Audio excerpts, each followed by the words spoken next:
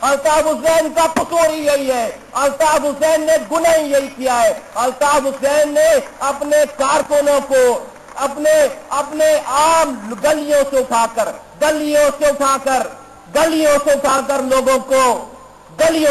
کر لوگوں کو ایوانوں میں بھیجا۔ الطاف حسین کا قصور یہ ہے، ایم کیو ایم کا قصور یہ ہے۔ کون جانتا تھا ان تمام نائب ناظمہ کو، منسٹرز کو، سٹی ناظم کو، یار کون جانتا تھا گورنر ارشد العباد کو یا ہمارے ٹاؤن ناظمین کو، M L A M P A سارے لوگوں کو، میرے بھائیوں کون جانتا تھا؟